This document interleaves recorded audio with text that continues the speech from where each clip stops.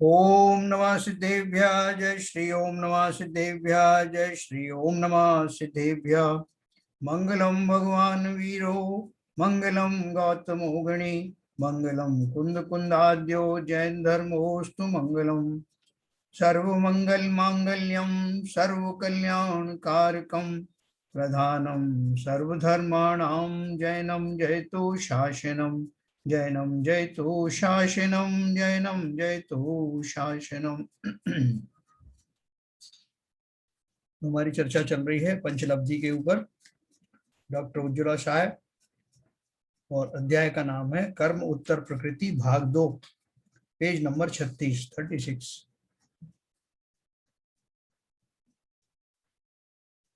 देखिए, इसमें अपन ने जो दूसरा वाला पैराग्राफ पढ़ा था जिसका जो सार था कि जीव शुभ और अशुभ राग का किसी का भी करता है नहीं ना। जब उन्होंने देखो एक बात कही थी उन्होंने कि हमने जीव तत्व को और आश्रव तत्व को समझा ही नहीं। मैं फिर से पढ़ता हूँ। हे जीवो, इसी मिथ्या मान्यता से अनादिकाल से यह जीव ग्रसित है। किस मान्यता से? कि मैं कुछ भी कर सकता हूँ, कुछ भी मांग सकता हूँ, कुछ भी प्राप्त कर सकता हूँ। शरीर से जीव की भिन्नता को तो सभी संप्रदाय के लोग मान्य करते हैं। सभी जो मानते हैं शरीर अलग है, आत्मा अलग है। इवन मुस्लिम्स में भी वो कहते हैं रूह, कहते हैं हमारी रूह कांप गई। तो रूह का जो है अर्थ क्या है उनके भी? आत्मा से। शरीर से जीव की भिन्नता को तो सभी संप्रदाय के लोग मान्य करते हैं, परंतु रागादि भावों से अपनी भिन्नता इस जीव के ख्याल में नहीं आती। विशिष्ट राग भाव करने योग्य मानना तो उसकी आश्रव और बंध में उपादेय बुद्धि है। मैं राग भाव करूं, चाहूं, किसी चीज की चाहना करना राग भाव ही है। और हम ये सब जानते हैं कि राग और द्वेष आदि जो भाव हैं वो जीव के स्वभाव भाव नहीं है, वो जीव के विभाव भाव है। तो इसलिए उन्होंने क्या लिखा? राग भाव करना मेरे हाथ की बात है।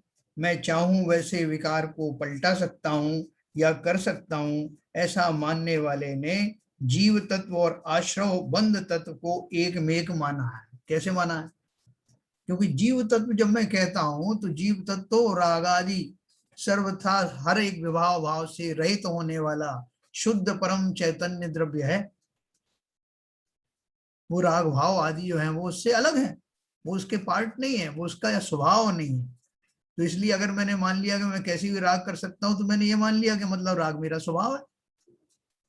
तो मैंने जीव का जो वास्तविक स्वरूप है उसको नहीं माना, तो जीव तत्व को गलत माना। ये मेरी जीव तत्व संबंधी भूल है।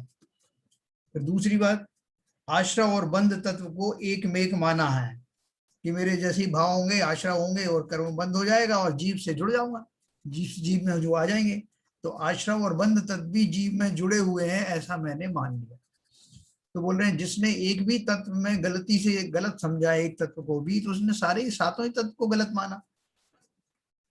अगर फिर जीव से जो पृथक कैसे होंगे? अगर वो सब चीज जीव का ही पार्ट है तो वो कैसे जो राग आदि दूर होंगे, कैसे आश्रव और बंध अलग होंगे? फिर उनको अलग करने की जो प्रक्रिया है, जो बंध आदि से जो निवृत्त होने की प्रक्रिया है निर्जरा आदि हैं, संवर निर्जरा आदि हैं, तो वो सब के सब समाप्त हो जाएंगे।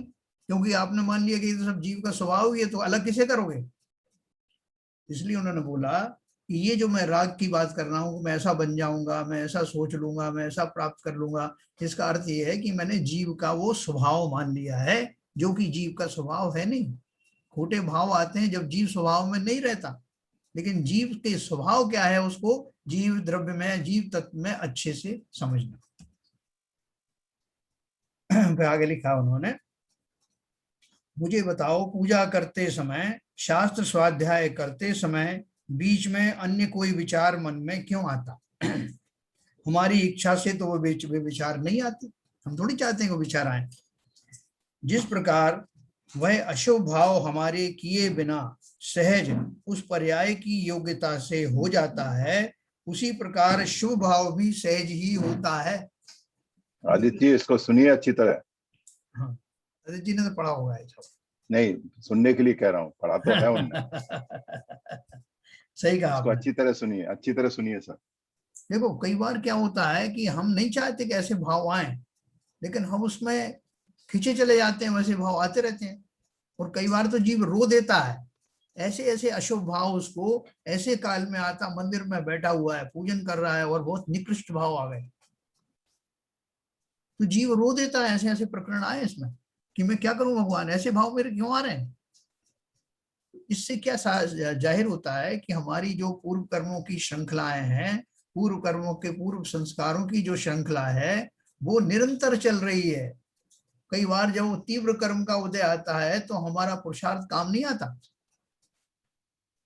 लेकिन जो जीव, जैसे मैंने बोला कि वो रो देता है कि मेरे ऐसे भाव क्यों आ रहे हैं, इसका मतलब क्या, उस समय भी वो ज्ञानी तो है ना। यस, उसको डिस्टिंक्शन होना मतलब महसूस हो रहा है। ये जान रहा है कि मेरे ये भाव ठीक नहीं है।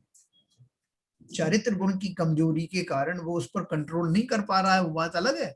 लेकिन है वो खोटे भाव, ऐसा वो ज्ञानी समझता है ना। जब हमें कुछ समझ में नहीं आता तब भी हमें ये समझ में आता है कि हमें कुछ समझ में नहीं आ रहा। नहीं आ रहा। इसका अर्थ क्या है, ज्ञान का व्यापार निरंतर चलता है, उसमें व्यवधान नहीं पड़ता।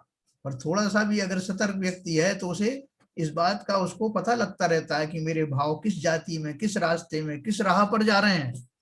अगर मैं तीव्र अर्थ ध्यान के भाव कर रहा हूं तो मेरी कौन सी खोटी गतियां होंगी, शास्त्रों से पढ़कर कोई वो जान लेता। जिन्होंने शास्त्र नहीं पढ़े उसको भी लगता है कि मेरे ऐसे परिणाम हो रहे हैं खोटे, कहीं ऐसा नहीं कि मेरी दुर्गति कोई का बंद हो जाए। मजे की बात देखो कि जब हमें किसी के स्वजन का जो है वियोग हो जाए, या कोई ऐसी चीज हम जो चाहते हैं वो हमें ना मिले, है ना, अनुकूल की प्राप्ति ना हो, प्रतिकूल की प्राप्ति हो जाए, अनुकूल का वियोग हो जाए, प्रतिकूल का संयोग हो जाए, ऐसी दशाओं में जो आर्त ध्यान होता है, वो आर्त ध्यान किसके लिए अच्छा है। और ज्ञानी तो है ना, ये तो मुझे चल पता लग रहा है कि मेरे भाव कैसे हो रहे हैं। उन भावों से किस जीव का, किस द्रव्य का अच्छा हो रहा है ये सोचें। अगर हमको ऐसे खोटे भाव आ रहे हैं तो जिसका वियोग हुआ है, मान लो कोई हमारा स्वजन चला जाए तो उसका वियोग हुआ, मैं यहाँ पे बहुत आर्त ध्यान से पीड़ित हूं, तो क्या उस जीव का भला होगा?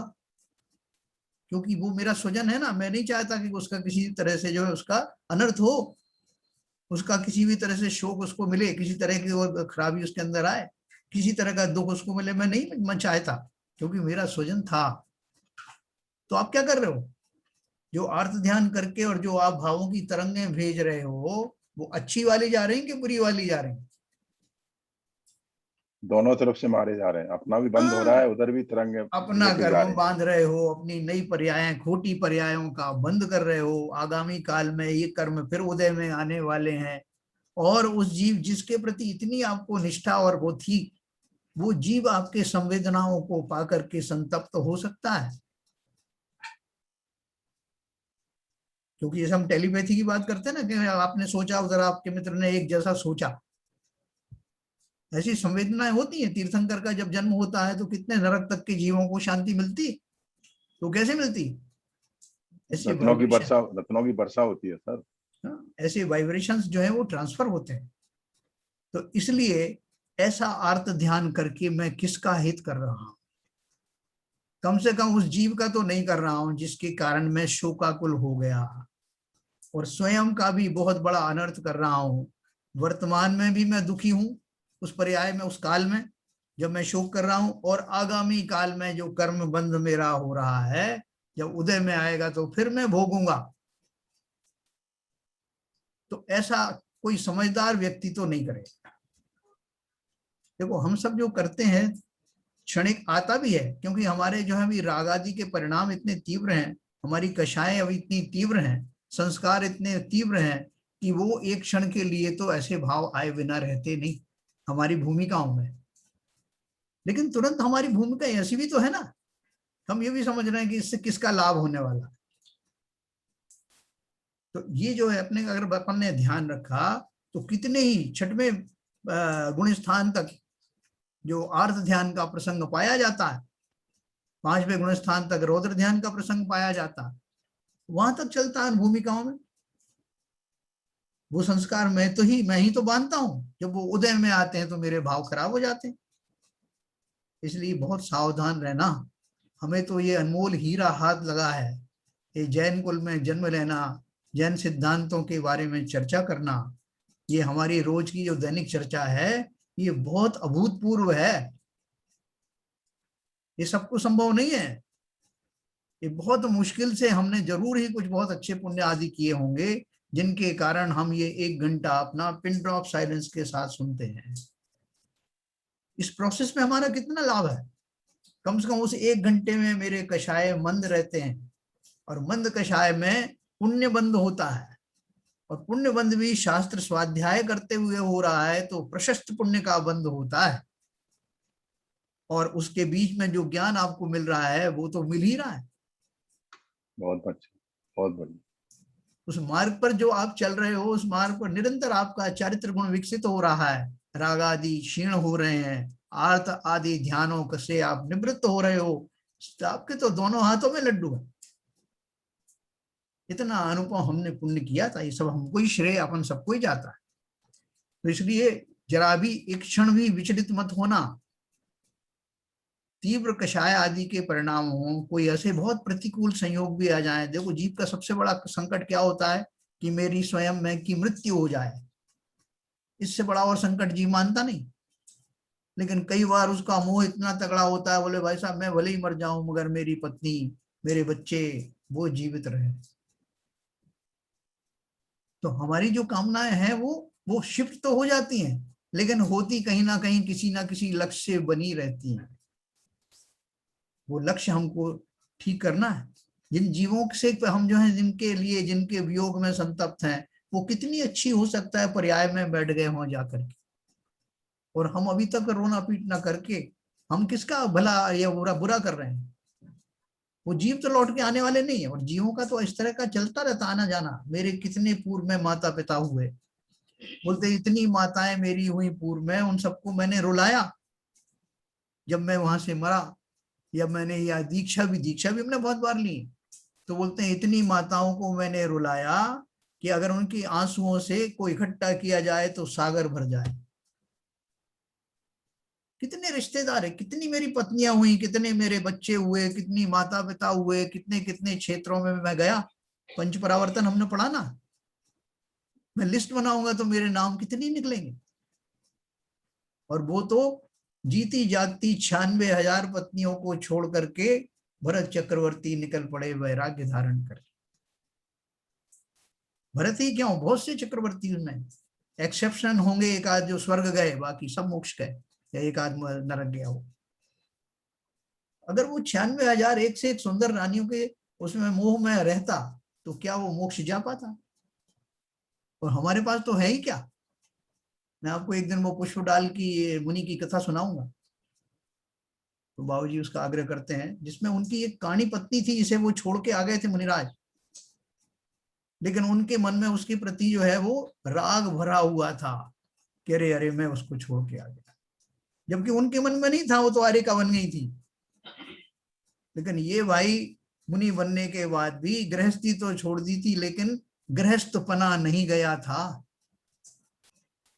और उनके साथ के जो मुनिराज थे उन्होंने उनको कैसे संबोधा, ये छोटी सी घटना मैं आपको कल परसों कभी बताऊंगा। तो देखो अपन बात ये कर रहे थे कि ये जो विकारी भाव है, ये रागादि भाव है, ये मेरे नहीं है, मेरा स्वभाव नहीं है। जब जब मैं रागों से युक्त हूं तब तब मुझे अलार्म आना चाहिए कि मैं क्या कर रहा हूं, ये मैं कहाँ जा रहा हूं, किस दिशा में बढ़ रहा हूं, क्या मुझे ये शोभा देता है। ये राग आदि करना, ये वांछाएं करना, ये पश्चाताप शोक आदि में रुलना, अब तो मैं उनका स्वरूप भी समझ गया हूं। और मैंने 93 प्रकृतियां नाम कर्म की बांधी, उस सब में वो पैकेज आता है जो मेरे आर्त ध्यान पूर्वक जो मेरी खोटी गतियों का बंद होगा उसमें वो नाम कर्मी बड़ी भली भांति रोल पैदा करेगा कि मैं अगर तिरंज, हाँ तिरंज गति में भी गया तो ऐसी निकृष्ट गतियों में गया। तिरंजों में बहुत ऑप्शन थे कि भाई साहब तिरंज बनाना मगर पंचेंद्री बनेगा तो अच्छा है, हमारे हाथ में नहीं है ना।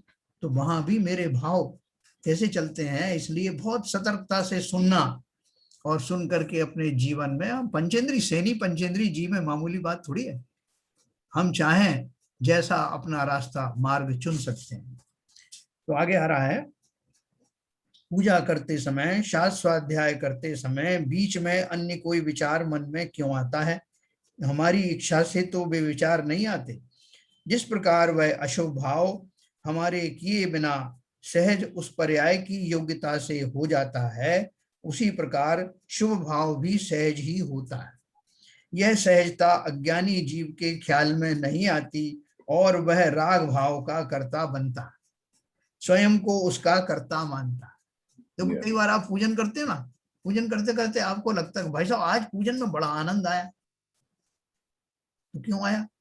आज ही क्यों आया, कल क्यों नहीं आया था? तो ये तो पता नहीं, मगर आनंद बहुत आया। तो वो सहज में आया ना। कैसे सहज दशा बनी? तो आप स्वभाव आए, स्वभाव आए, ऐसे भाव आए, आपको भगवान का गुणों का चिंतन अचानक से आने लगा, और आपने देखा कि जो कुछ मैंने शास्त्रों में पढ़ा वो बैकग्राउंड में आपके आने लगा, उनका गुणानुवाद करने का अंतर मन आप झूम उठा, और है ना। हाँ, तो आपके दुर्विकल्प जो थे, दूसरे विचार जो थे वो नहीं आए उन दिनों, कोई खोटा संस्कार जागृत नहीं हुआ, बहुत आनंद आया भाई साहब। तो अपन फिर एनालिसिस करते हैं, तो वो झूठा एनालिसिस करते हैं कि भाई साहब असल में क्या था कि वो सामने फलाने बैठे थे, ढिम के आ गए थे, वो इस बार किसी ने जय जयनाथ पर अंगुली करके दर्शन करने आया नहीं, तो मैं डिस्टर्ब नहीं हुआ। ये हम एनालिसिस करते रहते हैं, लेकिन वास्तव में तो अंदर से ही सहज रूप से वो आनंद प्रस्फुटित होता है, जिसके होने से हम उस आनंद का अनुभव करते हैं और कहते हैं आज पूजन में बहुत आनंद आया। कौन लाया वो आनंद? उस आनंद का जो है पात्र तो मैं हमेशा ही हूं। वो आनंद मुझे बार बार प्राप्त हो, इसके लिए मैं क्या करूं? इन कर्मों की संतति को कम से कम रखूं, जब जो आवश्यकता पड़े तभी वो संस्कार कभी कभी ही जो है प्रकट हो, हर कभी ना आ जाए। तो उसके लिए मैं संस्कारों से तो लड़ाई नहीं कर सकता। आज से और अभी से ऐसे उपाय जरूर कर सकता हूं कि जो भूतकाल में जो संस्कार बन करके आने वाले हैं, जो मेरे कर्मों का उदय होके आने वाला है, ऐसे कर्म ही ना बांधू ना। सहजता में रहूं, सहज भाव में रहूं, कामनाओं से रहित रहूं, मेरा काम हो जाएगा। 4 प्रकार की इच्छाएं मैं आपको बताऊंगा, मोक्ष मार्ग प्रकाशक जब वो कभी अपन पढ़ेंगे तो अपने समझ में आएगा। तो देखो ये हमारे समझ में आ गया कि राग भाव का मैं करता नहीं हूं, और अपने भाव जैसे सहज में आते हैं, लेकिन सहज में आएंगे कैसे? इसका अर्थ ये नहीं कि मैं उसको छोड़ दूं भगवान भरोसे, वैसे आप सहज में आएंगे तब देखूंगा, बिल्कुल ठीक बात है, सहज में तो आएंगे, लेकिन उसका बैकग्राउंड कैसे बनेगा? अभी जो आ रहे हैं सहज में, वो उस बैकग्राउंड के कारण आ रहे हैं जो मेरा अब तक का रहा है। मैं मिथ्या दृष्टि हूं, मेरी सोच मिथ्यात है, मेरा दर्शन खोटा है, मेरी मान्यताएं झूठी हैं, इसलिए मेरा बैकग्राउंड ऐसा बना हुआ है कि जो भाव सहज में आ रहे हैं वो उसी जाति के आ रहे हैं ना। और तो मुझे करना क्या है? मुझे करना कुछ नहीं, अपनी मान्यता को सही कर लेना है। खोटी मान्यताओं को हटाने के लिए ये सब साक्षात शास्त्र हमारे सामने है, जिनमें एक एक चीज खोल खोल के दी है कि खोटी मान्यता क्या है और सच्ची मान्यता क्या है। तो अपने बारे में निश्चिंत रहना, मैं तो वो सुधरा हुआ साफ सुथरा वो रत्न हूं, जिसकी चमक तीनों लोक में व्याप्त हो सकती है। उसको मलिन मत मानना, मलिनता पर्याय में हो सकती है, द्रव्य में नहीं होती। बहुत बढ़िया। तो आगे चलते हैं। यह सहजता अज्ञानी जीव के ख्याल में नहीं आती और वह राग भाव का कर्ता बनता है, स्वयं को उसका कर्ता मानता है। ज्ञानी जीव रागादि से भिन्न अपना अस्तित्व जानता है। ज्ञानी के भी रागादि होते हैं, फिर भी उनकी कर्ता बुद्धि उसे नहीं होती। देखो अभी जैसे मैंने आपसे कहा कि वो बेचारा बड़ा दुखी है, राग भाव आ रहे हैं और वो बड़ा दुखी कि मेरे ऐसे भाव क्यों आ रहे हैं। इसका अर्थ क्या है कि उसने ये तो समझ गया कि ये रागादि भाव उसके स्वाभाविक भाव नहीं है, और वो विपरीत जान के, भाव। हाँ वो जान के कर भी नहीं रहा, इसलिए तो दुखी हो गया, ये क्यों आ रहे हैं भाव मुझे। अगर वो उसका ज्ञान नहीं होता तो खुश होता, तो भाई साहब मुझे तो जब जैसे भाव आते हैं वैसा कर लेता हूँ।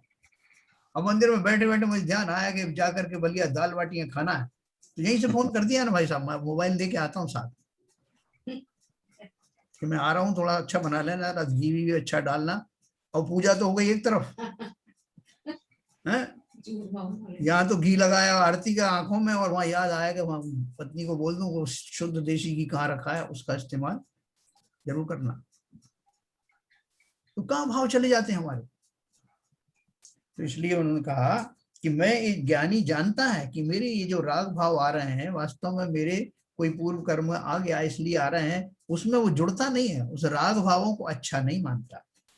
ज्ञानी के भी राग आदि होते हैं, फिर भी उनकी कर्ता बुद्धि उसे नहीं होती, वह उनका सहज ज्ञाता रहता है। अज्ञानी मानता है कि शुभ भाव तो करना ही चाहिए ना। भाई साहब कैसे भाव करें बताओ आप? क्या भाई शुभ भाव करो, अच्छा भी करता हूँ, लाओ जरा एक चौकी उठा के लाओ और वो किताब उठा के लाओ और बस करी जय जयनाथ शुभ परम गुरु शुरू कर दी, जय जयनाथ परम गुरु, और जोर जोर से चिल्ला रहे, लेकिन भाव आ ही नहीं रहे। बोले ना पता नहीं क्या हो गया, कल तो मैं इसी जगह बैठा था तो बहुत जोर से भाव आए थे, आज आ ही नहीं रहे। तो बोले आपने कोशिश की? बहुत कोशिश की और रोज ही करता हूँ कोशिश। खूब चिल्ला चिल्ला के की। हाँ, पर पहले से मालूम बढ़ा दिया, सारे लोग उठ के भाग गए जो दर्शन करने आए थे, लेकिन मेरे शुभ भाव हुए ही नहीं, उनके विचारों के जरूर अशुभ हो गए होंगे।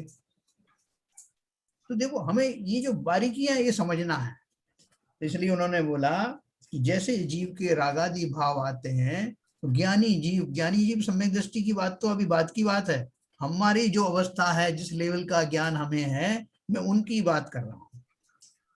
वो भी ये जानता है कि ये जो मेरे अंदर में इस तरह के भाव आ रहे हैं, ये इनका कर्ता मैं नहीं हूं। तो बोल रहे हैं ज्ञानी के भी रागादि होते हैं, फिर भी उनकी कर्ता बुद्धि उसे नहीं होती, वह उनका सहज ज्ञाता रहता है। जबकि अज्ञानी मानता है कि शुभ भाव तो करना ही चाहिए ना, उसके बिना धर्म कैसे प्रकट होगा, और उस प्रक्रिया में करते करते बहुत सारी अशुभ घटनाएं भी कर देता है। पहली बात तो अपने आप को कर्ता मानना, वो स्वयं में ही एक अशुभ घटना है। कर्तृत्व भाव से भरा होना वाला जो जीव है, वो अपने मिथ्यात्व का ही तो पोषण कर रहा है, ये मिथ्यात्व का ही एक पार्ट है। अज्ञानी जीव शास्त्र में पढ़ता है कि षोडश कारण भावना भाने से तीर्थंकर प्रकृति बंधती है। वो सोचता है तीर्थंकर प्रकृति बांधना कितना अच्छा है? मैं भी तीर्थंकर प्रकृति बांधूंगा, परंतु वह इस बात को भूल जाता है कि सम्यक दृष्टि जीव को ही तीर्थंकर प्रकृति का बंध हो सकता है। सम्यक दर्शन तो प्राप्त करना ही पड़ेगा ना। तो बोले भाई साहब अच्छा आपने बता दिया ना, मैं यही तो पूछ रहा था आपसे कि तीर्थंकर मुझे बनना है, उसमें क्या क्या मुझे मटेरियल चाहिए वो बता दो। तो आपने बताया सबसे पहले सम्यक दर्शन चाहिए, तो प्राप्त कर लूंगा सम्यक दर्शन। फिर नंबर 2 क्या बताऊं आप? मैं बन जाता हूँ, पहले सम्यक दर्शन कर लेता हूँ फिर बताना। जिस जीव को इस तरह के भाव हैं कि मैं ये बनना चाहता हूँ, वो बनना चाहता हूँ, मैं अपने हिसाब से वो बन जाऊंगा और मजे करूंगा, वो तीर्थंकर क्यों बनना चाहता है? उसके पीछे उसकी सारी छुपी हुई हसरतें हैं। उसके अगर अंदर में ऐसा होता कि मुझे वीतरागी बनना है, तो वो कर्ता बुद्धि पहले छोड़ देता। सम्यक प्राप्त करने वाले जीव वैराग्य से भर जाते हैं, वो वांछाओं से रहित होने लगते हैं। या तो वांछाओं की आड़ में, सम्यक दर्शन की आड़ में मैं वांछाओं से भरा हुआ हूं, मेरा भी समोशरण लगेगा, लोग आएंगे मेरी वाणी सुनने के लिए, रत्नों की वर्षाएं होंगी, और क्या क्या होगा, वो सारी कल्पनाएं समोसरण लगेगा, शरण, है ना? वो सब कल्पनाएं कर करके मांग रहा है वो पैकेज कि भाई साहब आपने पहले ही पहला स्टेप बता दिया सम्यक दर्शन, अभी लेके आता हूँ। और बाजार में तो मिलता नहीं सम्यक दर्शन। ओ नहीं नहीं साहब, वो आपने कहा सम्यक दर्शन कहाँ मिलेगा, कौन कौन सी किताबें पढ़ूं जिससे सम्यक दर्शन हो जाएगा? अब किताबों में से तो निकलेगा नहीं सम्यक दर्शन। इसलिए उन्होंने लिखा है, इस बात को भूल जाता है कि सम्यक दृष्टि जीव को ही तीर्थंकर प्रकृति का बंध हो सकता है। जिनेन्द्र भगवंतों ने बताया हुआ मोक्ष मार्ग सभी जीवों की समझ में आए, इस तरह के तथा अन्य भी शुभ भाव ज्ञानी के सहज ही होते हैं, और तब तीर्थंकर प्रकृति बंधती है। सम्यक दृष्टि होना पहला उसका स्टेप है, फर्स्ट क्वालिफिकेशन। और जो सम्यक दृष्टि हो जाएगा उसकी इस तरह की कोई वांछाएं रहेगी नहीं कि मैं ये बन जाऊं वो बन जाऊं, क्योंकि सम्यक दर्शन नाम ही उस स्थिति का है जिसमें जीव इससे भली भांति परिचित होता है कि ये शरीर में नहीं हूं। वेद विज्ञान पूर्वक ही सम्यक दर्शन होता है। जब मैं स्व का ज्ञान हो जाता है। हाँ, जब मैं ये शरीर ही नहीं हूं, तो उस तीर्थंकर के जो शरीर के मैंने जितनी जितनी खूबियां सुन रखी थी और जिनके कारण मैं तीर्थंकर बनना चाहता था, मेरा वो भ्रम टूट जाता है। उन शरीरों में क्या रखा है, वो ही तीर्थंकर बनने वाला जीव भी वो शरीर तो छोड़ ही जाता है ना। उसे कौन सा राग होता है, वो शरीर से राग हो तो वो तीर्थंकर बन नहीं सकता, है ना। ये बारीकी समझना पड़ेगा। हम छोटे छोटे पदों में जो है, छोटे छोटे पदों में ही आकृष्ट हो जाते हैं। ये तो पद के हिसाब से तो बहुत बड़ा पद है। तो सर बहुत कम पद। वो कहेगा नहीं साहब देखो ऐसा है कि आप तो पूरी बात समझते नहीं हो, मैं तीर्थंकर इसलिए बनना चाहता हूँ, समोशरण आएगा वो तो खैर है ही है, साथ में मैं मोक्ष भी तो जाऊंगा ना, इसकी तो गारंटी हो जाएगी ना। तो भैया अगर मोक्ष ही जाना है तो तीर्थंकर बन के ही क्यों जाना चाहते हो, ऐसे भी आप सामान्य केवली बन के भी जा सकते हो ना। इससे पता लगता है कि आपका आकर्षण कहाँ है। अगर मोक्ष ही जाना है तो मोक्ष जाने के कितने केवली चले गए, और जो तीर्थंकर जो है बन गए हैं वो भी नहीं चाहते थे कि इतने लंबे काल तक संसार में रुले रहे, रुके रहे। भगवान ने लिखा भी आगे, सच देखा जा, देखो, परंतु जिन परिणामों से तीर्थंकर प्रकृति का बंध होता है, उन परिणामों को वह करने योग्य नहीं मानता, उपादेय नहीं मानता, परंतु अंतरंग में स्थिर नहीं रहता, तब उसे वैसे भाव सहज आते हैं। मतलब तीर्थंकर बनने के भाव वो नहीं करता, वो सहज में ही भाव उन जीवों के आते हैं, परंतु अंतरंग में स्थिर नहीं। सच देखा जाए तो एक बार वह बंधना प्रारंभ हो जाए तो 8वें गुण स्थान तक प्रति समय बंधती है। कोई उसी भाव में तीर्थंकर होता है तो कोई देव या नारकी का एक भाव धारण करके पश्चात तीर्थंकर होता है ना। तीर्थंकर के पादमूल में, केवली के पादमूल में या श्रुत केवली के पादमूल में वो सम्यक दृष्टि जीव, तीनों तरह के सम्यक दर्शन वाला जीव जब बैठता है और उसके भावों का लेवल वहां तक पहुंचता है, जीवों का भला करने के भाव भी आते हैं स्वयं के साथ साथ, स्वयं ही में आते हैं, तब वो उसका जो है इस तरह का बंध शुरू हो जाता है। और तीर्थंकर प्रकृति का बंध एक बार शुरू होने के बाद बीच में वो पहले बंधे हुए नरक आयु के कारण नरक भी हो आता है, लेकिन वो तब उसकी जो आयु बंधना शुरू होती है एक झटके में नहीं बनती, उसका अंतराल वो चलता रहता है। तो बनते बनते बनते वो बोल रहे हैं कि एक बार वो बंधना प्रारंभ हो जाए तो 8वें गुण स्थान तक प्रति समय बंधती है। 8वां गुण स्थान कब आता है, अभी वो जो जीव जो है गृहस्थ में है, 8वां गुण स्थान कहां से आया, और 8वां जब वो जो वहां से निकलेगा, अब जैसे राजा श्रेणिक है, राजा श्रेणिक को जो है तीर्थंकर प्रकृति का बंध चल रहा है और उसकी नरक में भी चला जाता है जीव, तो वहां भी बनता रहता है, लेकिन उसकी शुरुआत होगी मुनिराज उनके केवली के पादमूल में, समय दृष्टि बने पूर्वक, फिर वो बनती रहती है और उसकी प्रकृतियां के निषेध आते रहते हैं, और वो फिर जब आके फलीभूत कब होते हैं, उदय कब आता है कि जब वो देखा कोई उसी भाव में तीर्थंकर होता है तो कोई देव या नारकी का एक भाव करके पश्चात तीर्थंकर होता है। वो सारे हमारे तीर्थंकर कहाँ से आए, ज्यादातर तीर्थंकर, सभी तीर्थंकर हमारे स्वर्ग से आए, देवन की देव की पर्याय देव पर्याय में जाने के बाद फिर तीर्थंकर।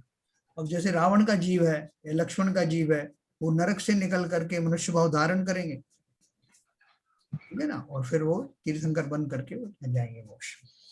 अब विषय निकला ही है तो प्रशस्त और अप्रशस्त प्रकृति कौन सी है देखते हैं। देखो अभी अपन नाम कर्म के बारे में पढ़ रहे थे ना, तो नाम कर्म में बहुत सारी अच्छी वाली जो है प्रकृतियां हैं, बहुत सी खराब वाली भी है, वो सारी उस 93 में ही समाहित है।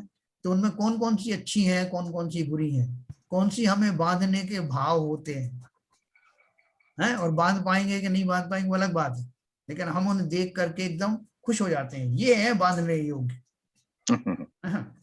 तो देखो हमने कर्मों की 8 मूल प्रकृति तथा उनकी 148 उत्तर प्रकृतियां देखी, उनका विस्तार से वर्णन भी देखा। शास्त्र में कहीं कहीं 122 प्रकृति का हिसाब देखकर तुम भ्रम में मत पड़ जाना। 148 प्रकृति को 122 में गर्भित कर देते हैं। वो कैसे करते हैं, जो इस प्रकार है 5 शरीर, 5 बंधन और 5 संघात नाम कर्मों को अलग अलग न कहकर 5 शरीर नाम कर्म में ही उसी नाम के बंधन और संघात नाम कर्मों को अंतर्भूत करके 15 के बदले में 5 गिनते हैं, है ना। उसका एक ग्रुपिंग है ना, उस ग्रुप को करके वो 5 में रीग्रुपिंग कर देते हैं। उसी तरह से स्पर्श आदि 20 प्रकृति के बदले स्पर्श रस गंध वर्ण इन 4 में उनके प्रभेद गर्भित करके 20 के बदले में 4 गिनते हैं। ठीक है सर। इस प्रकार 10 + 16 26 संख्या कम करने पर 148 - 26 122 प्रकृति गिनने की भी पद्धति है ना। उतना ग्रुपिंग करके उसमें से कर दो तो 122 भी कहने में आ जाएगी।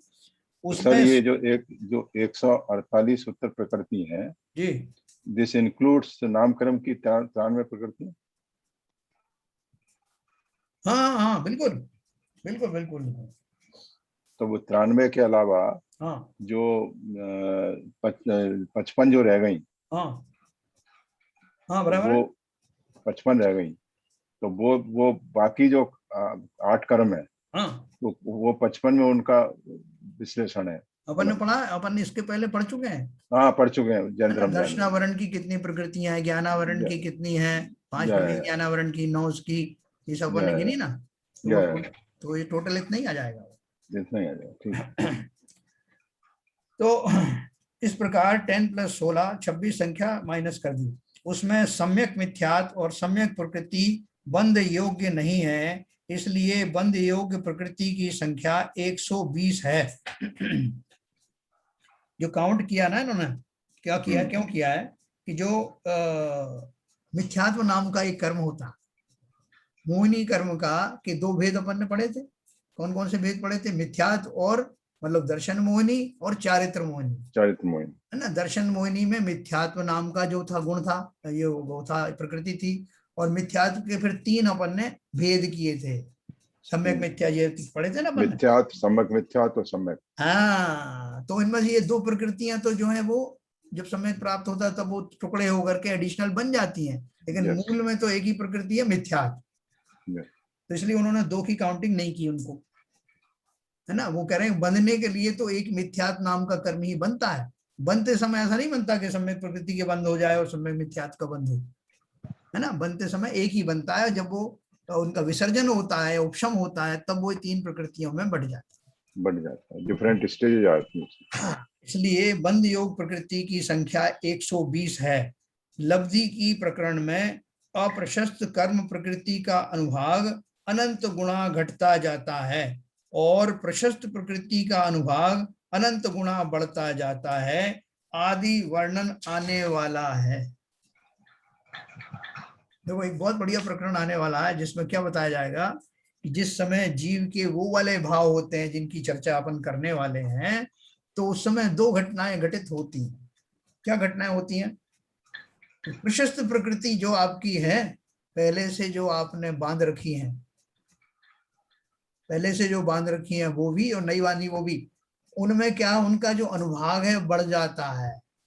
उन प्रकृतियां आपकी संचित की हुई रखी है सत्ता में, और जिस समय वैसे भाव किए तो वो पुण्य प्रकृतियों का अनुभाग यानी क्वांटिटी, फलदान शक्ति बढ़ जाती है। और पाप प्रकृतियां जो उनका जो स्थिति आदि बंदी अनुभाग बंधा हुआ है वो कम हो जाती है। उन्हीं भावों से दोनों काम हो रहे हैं, इसलिए बहुत बहुत सुविधाएं प्रकृति ने दी हुई हैं। जैसे ही आप उस दशा में आओगे, पाप प्रकृतियां कम और पुण्य प्रकृतियां बढ़ जाएंगी, प्रबल हो जाएंगी।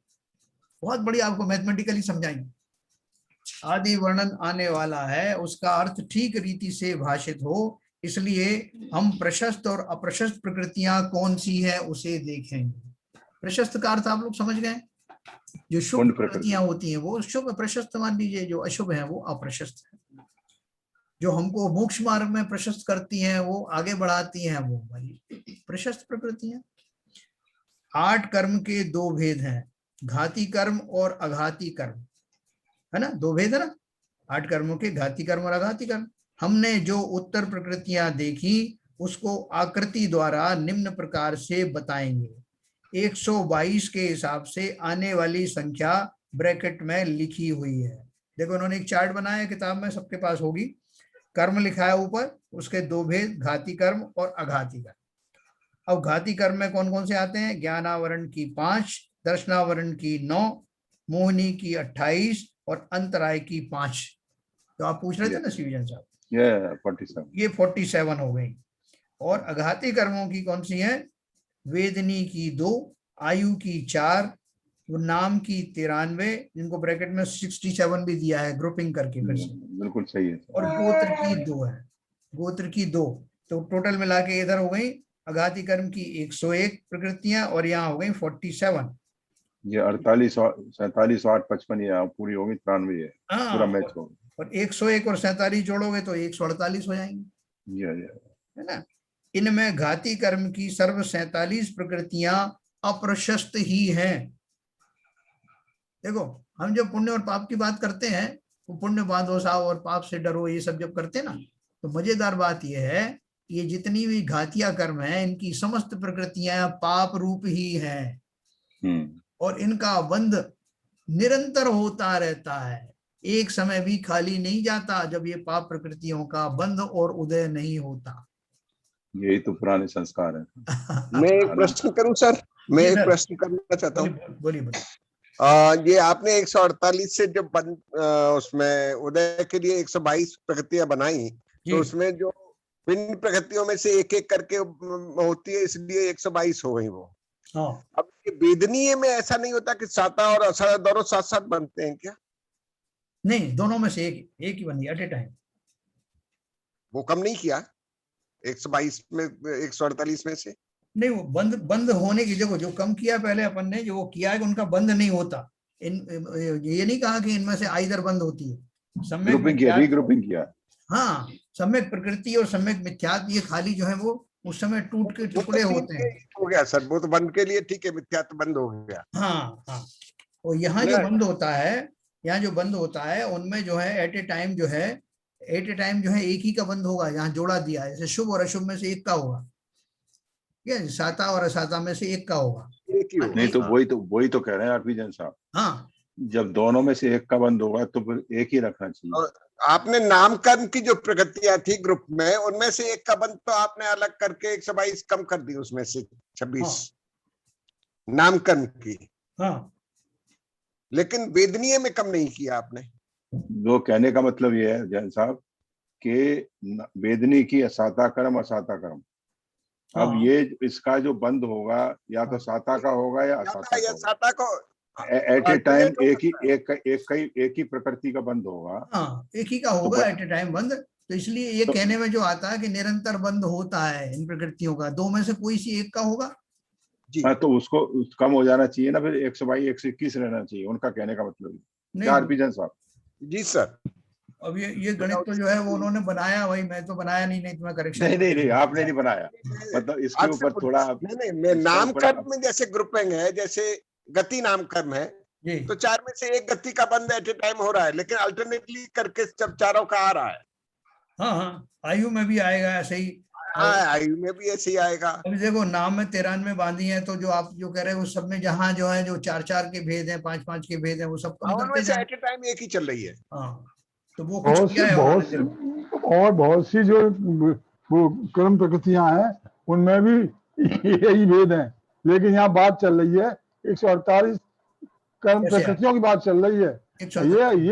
ये अलग अलग करके नहीं चल रही है, 148 कर्म प्रकृतियों की बात चल रही है।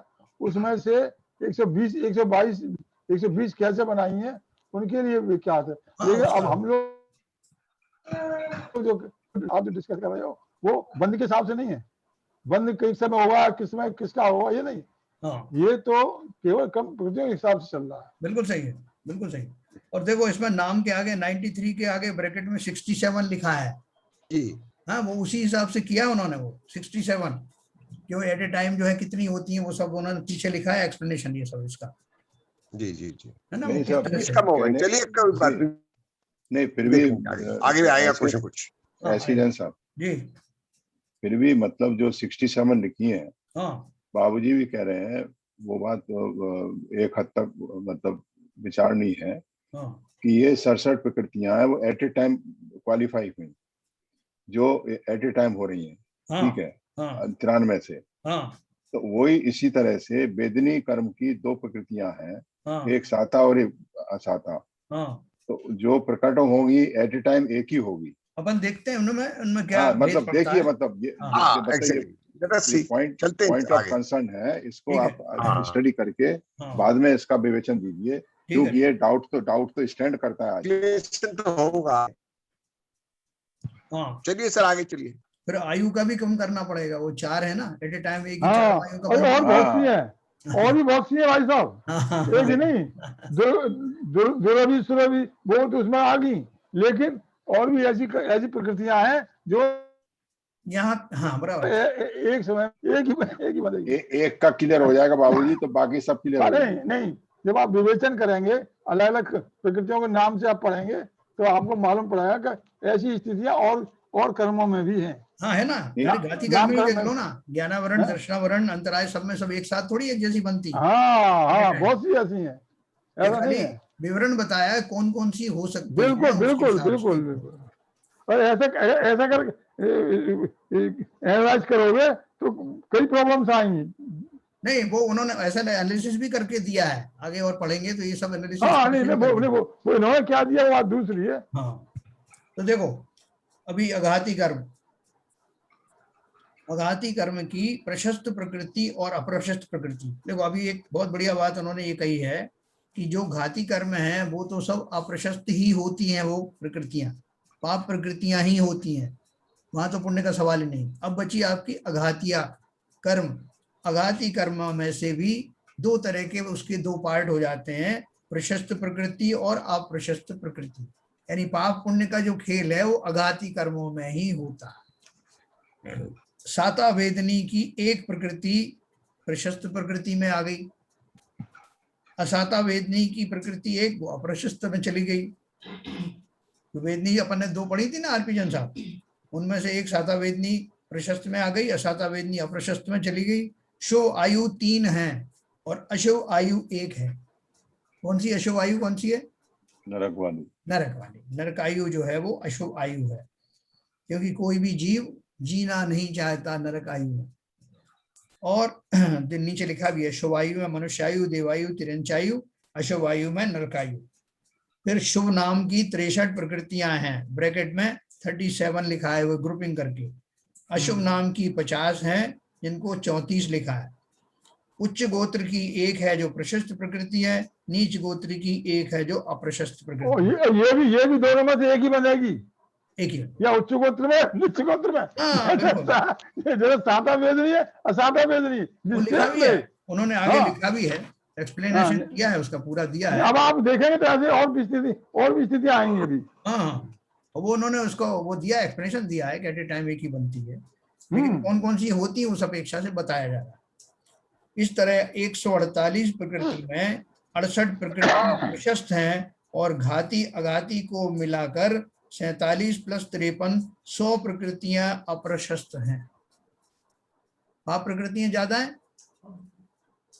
जिनमें से 53 तो ये पक्की चलती रहती हैं घातिया कर्मों के निमित्त से, और 47 अघातिया वाली श्रेणी में आती है। इसीलिए पाप ज्यादा बनते हैं। अब ज्यादा बनते हैं, ज्यादा बनेंगे। बोले आपने यहाँ भी सेंचुरी तो बता दी, यहाँ भी सेंचुरी बनती है। नहीं, 47 आपकी घातिया कर्म की है और 53 है अघातिया कर्म। 53 अघातिया कर्म, बराबर। तो सेंचुरी तो हो ही गई साहब, सेंचुरी हो गई। तो हमारे पास में जो है वो सेंचुरी से बचने के लिए दूसरी सेंचुरी मारने का भी हमारे पास में प्रोविजन है। ये 63 जो है भाई साहब, ये भी पहले अनंत बनने से पहले समाप्त होती है, ये 63 जो है। हाँ, कर्मों की 64 अनंत बनने से पहले समाप्त हो जाती है ये। बिल्कुल सही, कर्मों की और प्रकृतियां बाद में समाप्त होती हैं। हाँ बिल्कुल सही। अपने पूजन में भी है ना, कर्मों की 63 प्रकृति नाश, जीते अष्टादश दोष राश। हाँ, 12 में गुलिस्तान में ही इनका हो जाता है खत्म, 13 में गुलिस्तान में अनंत बनते हैं। सर वो 63 में 47 प्लस जो बाकी आती है वो शरीर संबंधी आती है, कौन सी गति का बंद हो सकता है, कौन सी का नहीं हो सकता। जो आयु की है, आयु की 3 तो वो आयु में तो जो एक तो आयु चली रही है और तीन आयु बनी रही है, तो वो उनमें से एक ही आयु, 3 आयु आगे 60 और 3 63 हो जाती है। अरे मेरी समझ में नहीं आ रहा है। नहीं, क्या प्रश्न है आपका? नहीं 63 में जो है वो शरीर संबंधी आती है, शरीर कौन से बंद हो सकते हैं, कौन सी आयु बंद हो सकती है, किस तरह का शरीर मिल सकता है, उस तरह की वो है। 47 के बाद जो आती है बाकी की 16। हाँ नहीं देखो, वो 47 वो शरीर संबंधी है। वो 47 तो अलग हो गई। नीचे जो अघाती कर्म का जो लिखा हुआ ना किताब आपके सामने, आप कहते हैं कर्मन की, वो उसकी बात चलिए, कर्मन की 63 प्रकृतनाश जो आता है, हाँ, उसमें 47 तो अघातियां हो गई, बाकी की 16 दूसरे कर्म वो संबंधी है, शरीर संबंधी, कि कौन सा गति बंद होगा, कौन सा शरीर मिल सकता है, कौन सा शरीर नहीं मिलेगा, क्योंकि सम्यक दर्शन हो गया ना।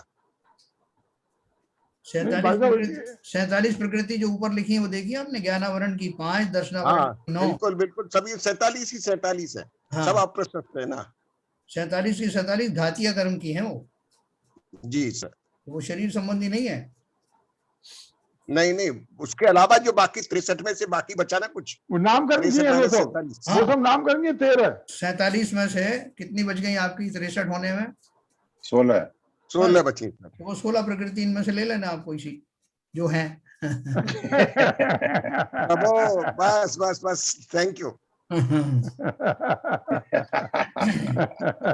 दोनों का चलिए बढ़िया, तो भाई साहब आपने सही कर दिया, आगे चलो। हिसाब किताब हो गया, जो लेना ले लेंगे। दोनों का जोड़ तो 168 होगा और प्रकृति तो आपने 148 बताई है। देखो किसी ने क्वेश्चन भी किया है, आप बोल रहे हैं दोनों का जोड़ 168 होगा और आपने प्रकृति 148 बताई है।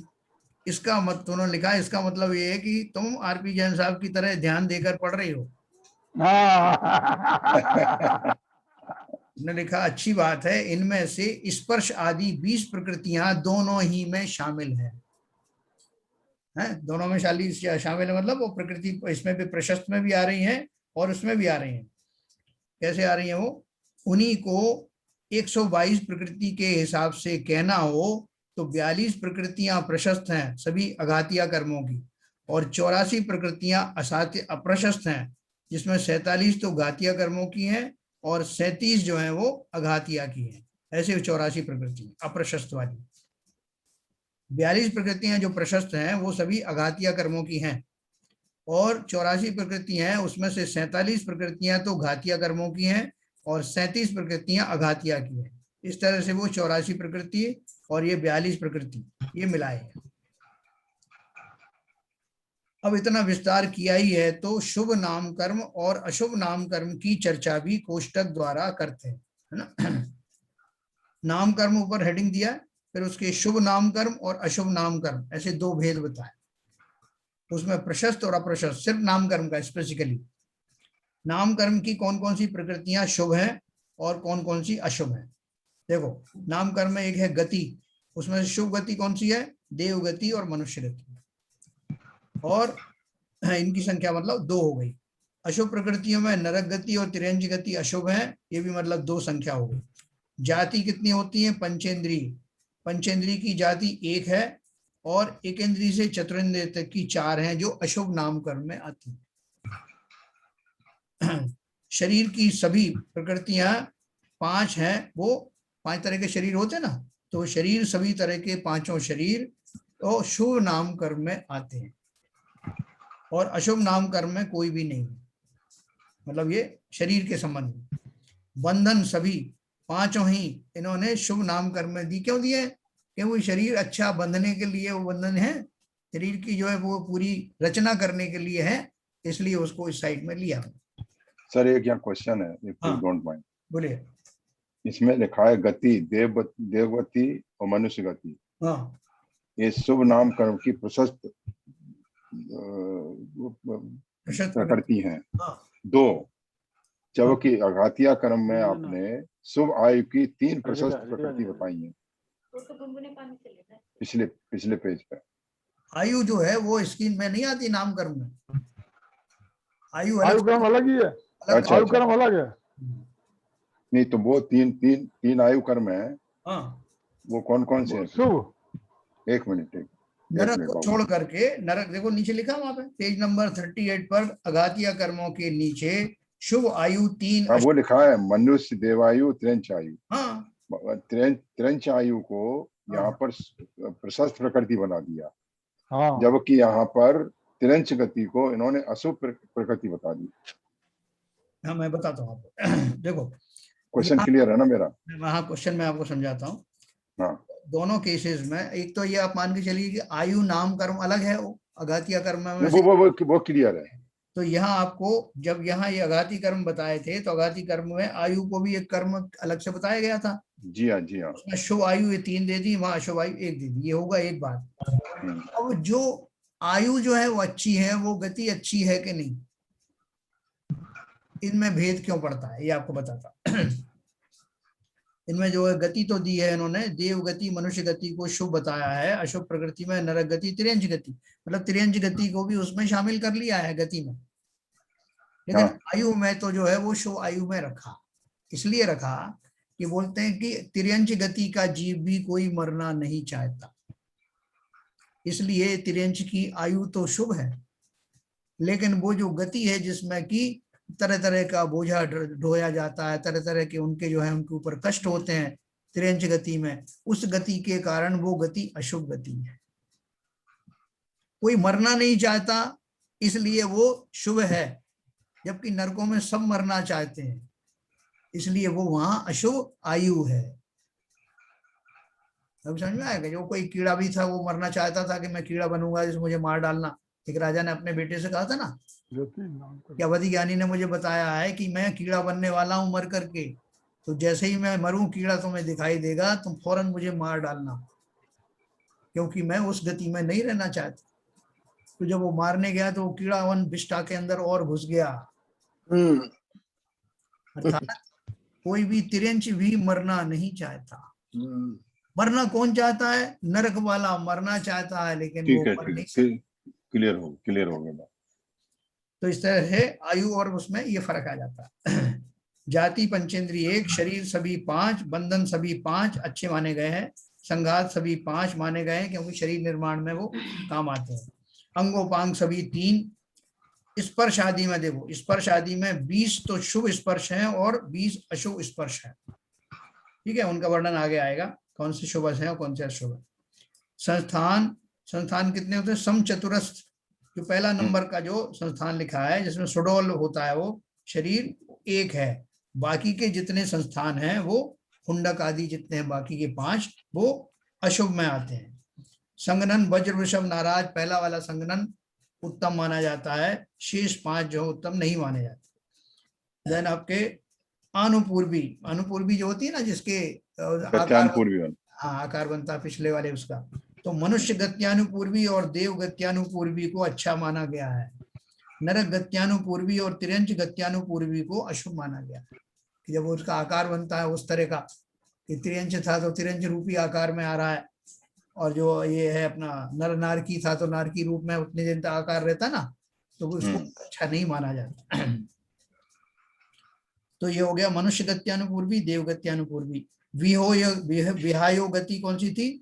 चाल, जिसमें चाल के बारे में था ना, शो अच्छी चाल और बुरी चाल। तो प्रशस्त विहायो गति 1 है और अप्रशस्त विहायो गति 1 है। अगुरु लघु 1 ही है, वो ना शुभ अशुभ दोनों में कॉमन है। परघात 1 है, उपघात 1 है। परघात किसे बोलते हैं? परघात में क्या होता है और उपघात में क्या होता है? उपघात जो है स्वयं को ही पीड़ा पहुंचाने वाले अंगों का निर्माण होना उपघात में आता है। जैसे स्वयं ही ऐसे जो है सींग बींग हो गए जिसमें वो उलझ जाता है, जिसमें आया था ना बड़े बड़े जो है किसी के पेट 12 सिंगा जो बताया, 12 सिंगा की सींग, बड़ा जो स्तन आदि हैं या जिस तरह के कोई अंग उपांग है जिससे वो खुद को ही बहुत भार लगता है, चलने फिरने में दिक्कत आती है, वो सब उपघात में आता है। और परघात में सींग वगैरह ऐसे आते हैं जो हमारी रक्षा करने के काम में आते हैं, तो दूसरों को मारते हैं, है ना, तो वो परघात में आते हैं। दूसरे जीव तो सताए जाते हैं लेकिन उसकी खुद की रक्षा होती है। उच्छ्वास एक है सांस वाला, आतप एक है जो अपन ने इसमें रखा है, आतप और उद्योग दोनों शुभ नाम कर्म में रखा है। त्रस आदि में त्रस, बादर, पर्याप्त, प्रत्येक, ऐसे 4 हैं। त्रस पर्याय अच्छी है ना, बादर होना भी अच्छा है, पर्याप्त होना भी अच्छा है, और प्रत्येक नाम की वनस्पति आदि होती है। शरीर प्रत्येक, एक शरीर का धारी, एक ही स्वामी, वो अच्छा है। इसलिए 4 जो हैं वो अच्छे वाले हैं त्रस में। और स्थावर जाति का होना अच्छा नहीं है, सूक्ष्म होना अच्छा नहीं है, अपर्याप्त होना अच्छा नहीं है, और साधारण होना अच्छा नहीं है। साधारण शरीर होता निगोदीय जीवों का। फिर स्थिर आदि में स्थिर, शुभ, सुभग, सुस्वर, आदे, यशस, कीर्ति, इन सब का अपन विवरण पढ़ा ना। अस्थिर माने रोगी हो जाना, अस्थिर, अशुभ, दुर्भग, दुस्वर, अनादे और अयश, कीर्ति, ऐसे 6 शुभ और 6 अशुभ है। तीर्थंकर नाम की एक प्रकृति है जो शुभ है कि अशुभ है?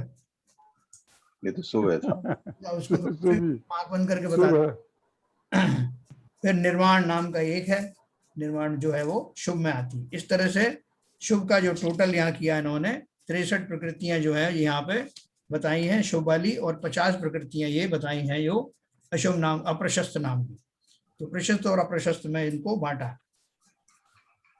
अभी इन्होंने जो बात, भाई साहब, हाँ अभी जो आप बता रहे थे जी, तो गति और आयु, वो जो नरक गति और वो पंच गति, वो तो गति नाम का कर्म अलग है, और आयु कर्म, आयु नाम का कर्म अलग है। तो वो आयु कर्म के हिसाब से तो वो आयु जो है उसकी नरक आयु जो है अशुभ है, ठीक है ना। और गति के हिसाब से वो नरक गति अशुभ है, और त्रियंच गति शुभ है, और आयु के हिसाब से त्रियंच गति शुभ नहीं है। त्रियंच आयु, हाँ, त्रियंच गति शुभ नहीं है। हाँ, त्रियंच आयु के हिसाब से शुभ है। वही तो बाबूजी प्रश्न पूछा था जो उन्होंने क्लैरिफाई किया, जिसपे आप नहीं कहते हैं वो मैं क्लियर, वो मैं इसी कह रहा था कि हम अभी जो बात चल रही थी उसमें भ्रम इस बात का हो रहा था आयु और गति का। हम आयु को ही वो मान के चल रहे, तब भ्रम पैदा हो गया था। अब नहीं, वो नहीं था, निवट गया, आयु को गति मान के नहीं चल रहा था। अच्छा, ये वो क्लियर हो गया। आगे समझ में, आगे समझ। आपकी लाइट चली गई बीच में, इस पे तो चर्चा हुई सारी। हाँ, चलो ठीक, चलो। तो देखो आगे क्या लिखा है।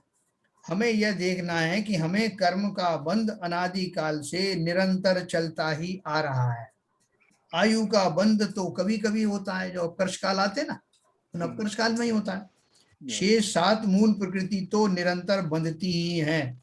जीव शुभ भाव करे या अशुभ भाव करे, उसे 8 ही कर्म का बंध होता है। देखो ये बहुत बढ़िया बात है। हिसाब मैं शुभ भाव करूंगा तो क्या होगा, मेरे कम से कम घातिया कर्म बनना बंद हो जाएगा क्या? नहीं। बोले वो तो चलते रहेंगे भाई साहब। उनकी बुनियाद हिलाने के लिए आपको दूसरा पुरुषार्थ करना पड़ेगा, तो दबाव में जाना पड़ेगा। हाँ, जिसके लिए अपन ने किताब शुरू की है वो पुरुषार्थ इसमें आने वाला है। ये बाकी जैसे मैंने आपको बताया नाम कर्म के तो जो प्रकृति को कॉन्ट्रैक्ट है प्रकृति के पास, कि आपको कौन से जो है कैसा शरीर देना है, काला देना है, गोरा देना है, क्या देना है, वो उनकी प्रॉब्लम है। आपको उसमें दिमाग लगाने की जरूरत नहीं। आपको जो दिमाग लगाना पड़ेगा वो विशेष रूप से किसमें लगाना पड़ेगा, जो आपके भाव है, जो आप कर सकते हो, जो आपके अधीन है। जिन शुभ भावों पूर्वक, जिन अत्यंत शुद्ध भाव पूर्वक आप इस संसार को तिलांजलि दे सकते हैं, वही हमारे करने योग्य कार्य है। बाकी सब प्रकृति निपट लेगी, आपको चिंता करने की जरूरत नहीं। तो देखो, जीव शुभ भाव करे या अशुभ भाव करे, उसे 8 ही कर्म का बंध होता है। 8 में 7 का बता दिया उन्होंने, और 1 का जो है जो कभी कभी बंद होता है। उनमें से 4 घाती कर्म तो समस्त ही पाप रूप हैं, अप्रशस्त ही हैं। अघाती कर्मों में जो 2 प्रकार हैं, उनमें से प्रशस्त प्रकृतियों का बंध शुभ परिणामों से, विशुद्ध परिणामों से होता है, और अप्रशस्त प्रकृतियों का बंध अशुभ परिणामों से, संक्लेश परिणामों से होता है। तो ये दोनों में शुभ और अशुभ के भेद बताएं, इसमें शुद्ध भाव की चर्चा नहीं आई। आप समझ रहे हैं बात को? क्योंकि जो शुद्ध भाव जो आने वाले हैं वो शुद्ध भाव तो आपको गतियों क्या, आयु क्या, सभी से ही निवृत्त कर देने वाला है। और सब यहाँ लिखा हुआ है, बंध शुभ परिणामों से विशुद्ध परिणामों से होता है। विशुद्ध परिणाम शुद्ध भाव नहीं है। हाँ, विशुद्ध और शुद्ध एक ही है। वो विशुद्ध और शुभ एक ही है। नहीं, विशुद्ध और शुद्ध भाव नहीं, शुद्ध अलग है। अच्छा, शुद्ध भाव जो है वो जीव के, वो जो परिणाम जो बताया ना, जब श्रेणी आरोहण वो साथ में गुणस्थान, नहीं वो बात है, मैं इसमें अंतर समझ रहा हूँ। ये विशुद्ध परिणाम और शुद्ध भाव, ये दोनों अलग अलग हैं। ये शुद्ध, उन्होंने देखो क्या किया अपन, जैसे एक ही बात को दो बार कहते हैं ना, भाई साहब आपको अच्छे भाव करना चाहिए, ठीक ठाक भाव करना चाहिए, है ना, भली प्रकार करना चाहिए। तो उसी तरह से उन्होंने उसको एलिब्रेट किया है। उन्होंने लिखा है प्रशस्त प्रकृतियों का बंध शुभ परिणामों से विशुद्ध परिणामों से होता है। उसी को फर्दर क्लासिफाई किया। वो तो बात सही है, वो बात समझ में आई। हाँ, मगर ये मैं कह रहा हूँ कि इस विशुद्ध का परिणाम का हम एनालॉजी शुद्ध भाव से नहीं कर सकते हैं। यही तो नहीं कह नहीं रहा हूँ नहीं नहीं मैं, यही तो कह रहा हूँ, इनको शुद्ध से नहीं कर सकते। अच्छा, शुद्ध से नहीं कर सकते, यही समझा रहा हूँ आपको। इसको शुभ परिणामों की कैटेगरी में गिनना।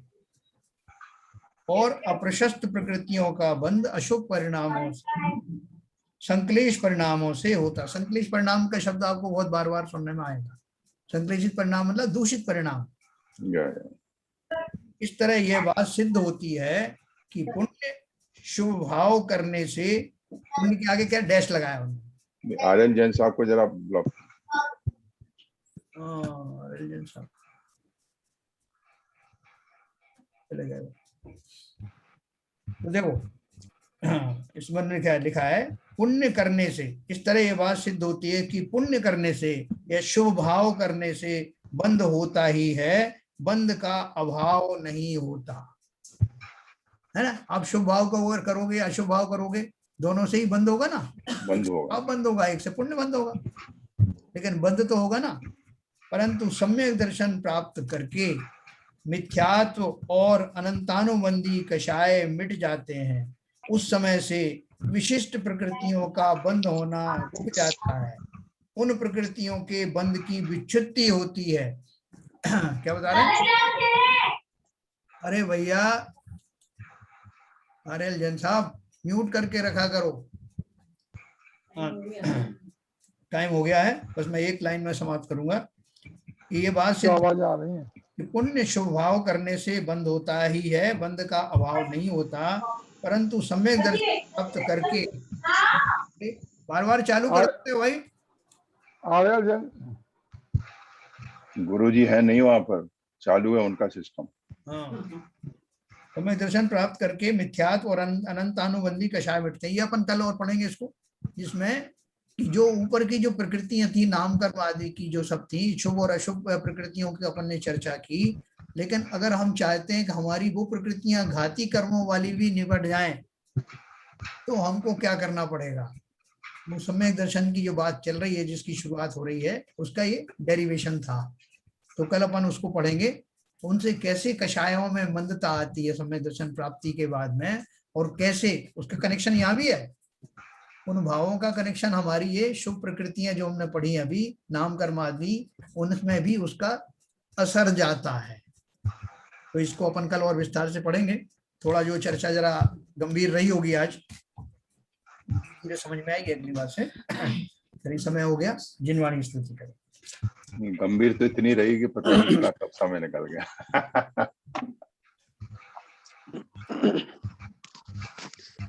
मिथ्यातम नाश वेको ज्ञान के प्रकाश वेको अपर भास वेको भानु सी बखानी है। छह द्रव्य जान वेको बंध विधि भान वेको स्वपर पिछान वेको परम प्रमाणी है।